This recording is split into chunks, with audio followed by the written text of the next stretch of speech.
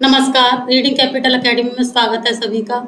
इस वीडियो में हम हिंदी साहित्य इतिहास के प्रमुख ग्रंथ एवं ग्रंथकारों का अध्ययन करेंगे। देखिए, सबसे पहला हमारा ग्रंथ है इस्तवार द ला लिटरेब्यूर हिंदुस्तानी। ठीक, तो इस्तवार द ला लिटरेब्यूर हिंदुस्तानी का प्रकाशन कब हुआ था? 1839 ईस्वी में। कब हुआ था? 1839 ईस्वी में। और ये है किसका? गारसा द तासी का। किसका है? गारसा द तासी।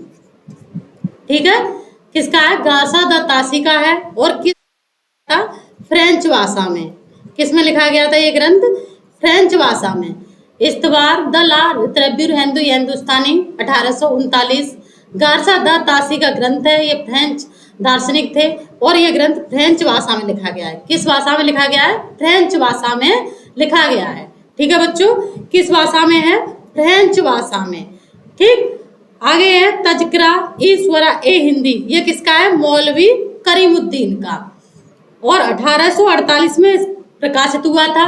ठीक है, कितने में प्रकाशित हुआ था? 1848 ईस्वी में। भाषा काव्य संग्रह महिषदत्त शुक्ल 73 में प्रकाशन हुआ था। ठीक है, भाषा काव्य संग्रह इंपॉर्टेंट है ये। भाषा काव्य संग्रह 1873 ईस्वी। भाषा काव्य संग्रह 1873 ईस्वी किसका है? महेश दत्त शुक्ल का। अब देखिए शिव सिंह सरोज, शिव सिंह सेंगर का है। ये सन इसमें गलत है, 1883 है ना कि 1873। कितनी है? 1883। ठीक है बच्चों, इसकी सन कितनी है? 1883। शिव सिंह सरोज का प्रकाशन वर्ष है 1883 और इसके राइटर हैं शिव सिंह सेंगर। इसके राइटर कौन है? शिव सिंह सेंगर।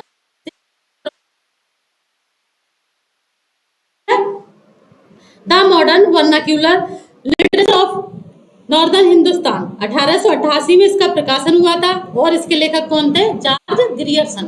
भाषा के आधार पर इन्होंने क्षेत्रीय भाषाओं के आधार पर बंटवारा किया था इस ग्रंथ। इसकी रचना कब हुई थी? यानी ये ग्रंथ का प्रकाशन। ठीक, the modern vernacular literature of Hindustan 1888।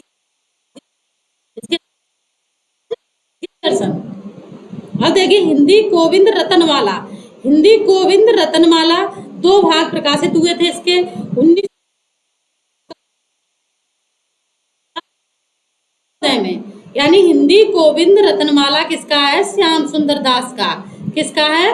Shyam सुंदर दास। हिंदी गोविंद रत्नमाला श्याम सुंदर दास। हिंदी गोविंद रत्नमाला किसका है? श्याम सुंदर दास। ठीक है, 2 भागों में प्रकाशित है। 1909 दूसरा 1914 में। एक है हमारा मिश्र बंधु विनोद। कौन सा है? मिश्र बंधु विनोद 1913। मिश्र बंधु विनोद, इसमें मिश्र बंधु यानी श्याम बिहारी मिश्र, सुखदेव बिहारी। ठीक है, मिश्र बंधु। तो मिश्र बंधुओं ने यानी काल विभाजन किया था, 5 भागों में विभाजित किया था कालों को। कितने भागों में? 5 भागों में। कालों का विभाजन 5 भागों में किया था मिश्र बंधुओं ने। ठीक है, यानी हमारा प्रारंभिक काल, माध्यमिक, ये बंटवारा किसका है? मिश्र बंधुओं का।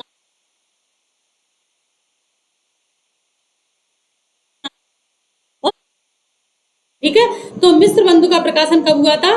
मिश्र बंधु विनोद का प्रकाशन हुआ था 1913 ईस्वी में। कब हुआ था बच्चों? 1913 ईस्वी। और मिश्र बंधुओं के अंतर्गत 3 भाई शामिल थे। ठीक है, आगे बढ़ते हैं। ये स्केच ऑफ हिंदी लिटरेचर। ठीक है, 1917 ये स्केच ऑफ हिंदी लिटरेचर। ठीक, ये एडविन ग्रीव्स का है। किसका है? ग्रीव्स का। Sketch of Greaves. ठीक है, स्केच ऑफ ग्रीव्स किसका है? Sketch of Greaves. इस तरह से आप इसको याद कर सकते हैं। ये हिस्ट्री ऑफ हिंदी लिटरेचर, ये क्या है? हिस्ट्री है। ये हिस्ट्री ऑफ हिंदी लिटरेचर 1920 में प्रकाशित हुआ था। FEK किसका है? ये FEK का है। History of Hindi literature 1920 FEK। ठीक है, ब्रज माधुरी सार 1923। ब्रज माधुरी सार ग्रंथ का प्रकाशन 1923 ईस्वी में किसके द्वारा? वियोगी हरि के द्वारा। ठीक, ब्रज माधुरी सार 1923 वियोगी हरि। ब्रज माधुरी सार 1923 वियोगी हरि के द्वारा। देखिए हिंदी साहित्य विमर्श 1923। हिंदी साहित्य विमर्श का प्रकाशन 1923 में हुआ था। कब हुआ? हिंदी साहित्य विमर्श 1923 ईस्वी में है। किसका? पद्मलाल पुन्नालाल बख्शी। पद्मलाल पुन्नालाल बख्शी, ठीक है, 1923 ईस्वी। 1923 पद्मलाल पन्नालाल बख्शी। हिंदी भाषा का विकास 1924।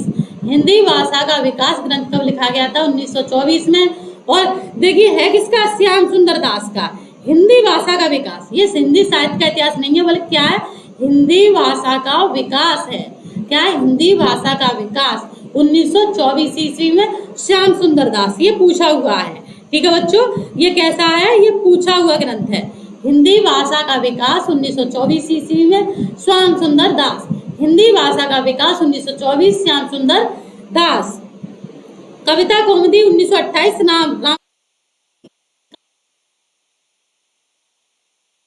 कविता कौमुदी रामनरेश त्रिपाठी का ग्रंथ है। किसका ग्रंथ है? कविता कौमुदी रामनरेश त्रिपाठी। अब देखिए हिंदी साहित्य का इतिहास 1929 विधेयवादी पद्धति को अपनाया है इसमें इन्होंने। ठीक है, किसको अपनाया? विधेयवादी पद्धति को अपनाया है इस ग्रंथ में। रामचंद्र शुक्ल ने हिंदी साहित्य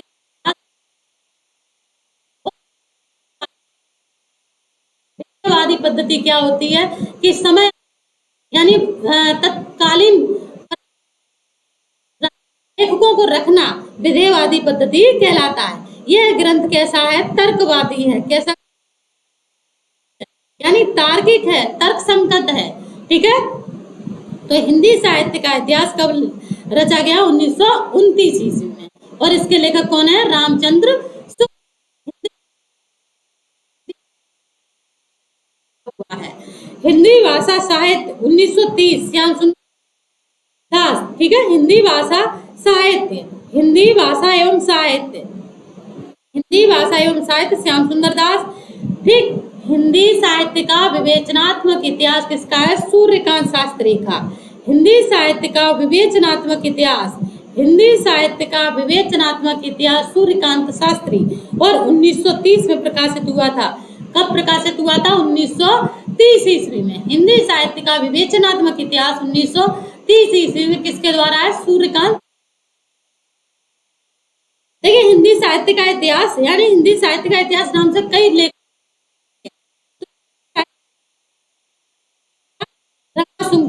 रमाशंकर शुक्ल रसाल ने हिंदी इतिहास 1931 ईस्वी में रमाशंकर शुक्ल रसाल का है। हिंदी भाषा और साहित्य का विकास, हिंदी भाषा और साहित्य का विकास,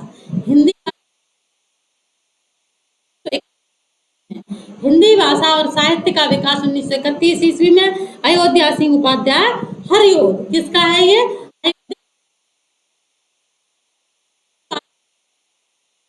अयोध्या सिंह उपाध्याय हरिओद।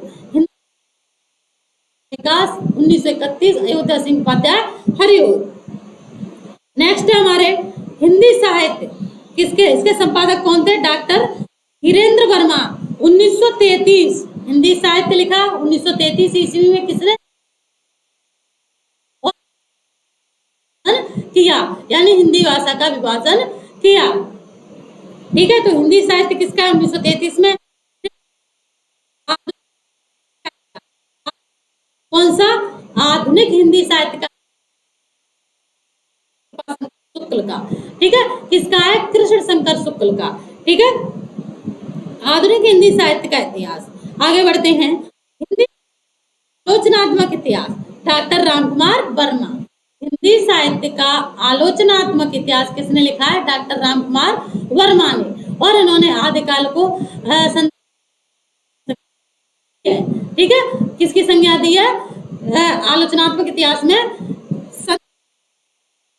काल को संधि एवं चारण काल। कौन सा काल? संधि एवं चारण काल। ठीक है, किसने? डॉक्टर रामकुमार वर्मा ने। हिंदी साहित्य का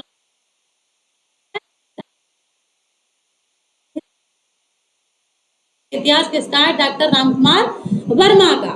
देखिए एक है मॉडर्न हिंदी लिटरेचर ये 1939 में इंद्रनाथ सिंह मदान, किसका है? इंद्रनाथ सिंह मदान का मॉडर्न हिंदी लिटरेचर, ठीक है।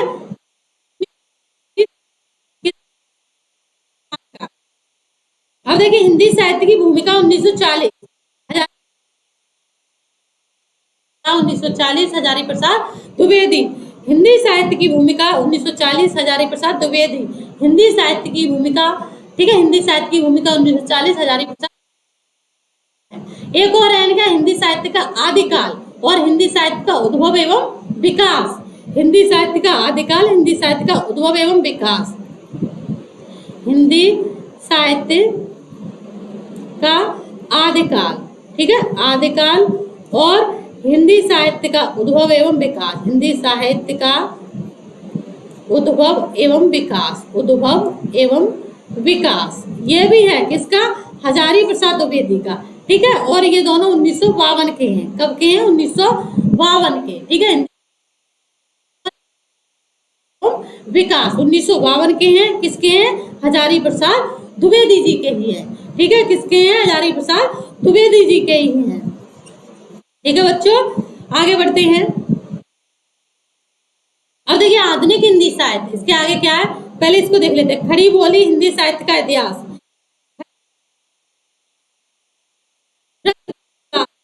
ठीक है, 1941 में प्रकाशन है इसका।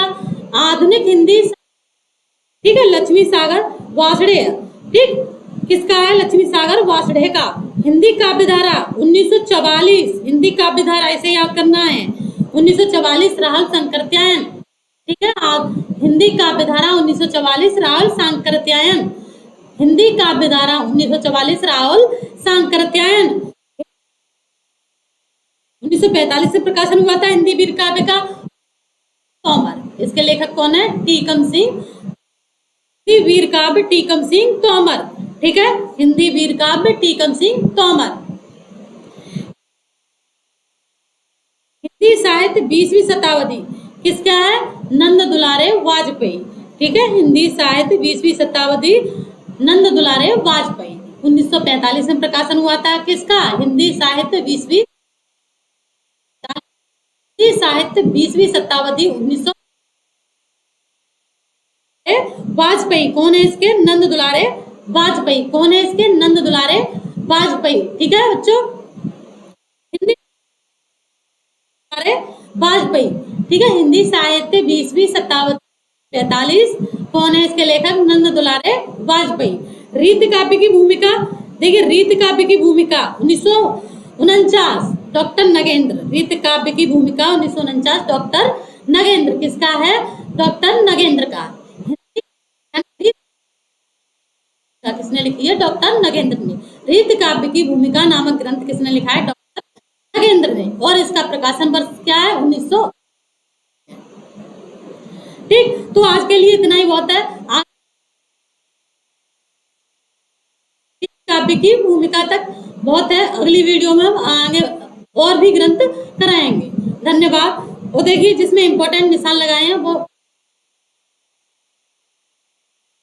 ठीक है। रीत काव्य की भूमिका 1949 है, किसका है? रीत काव्य की भूमिका डॉक्टर नगेंद्र, किसका है? रीत काव्य की भूमिका 1949 डॉक्टर नगेंद्र।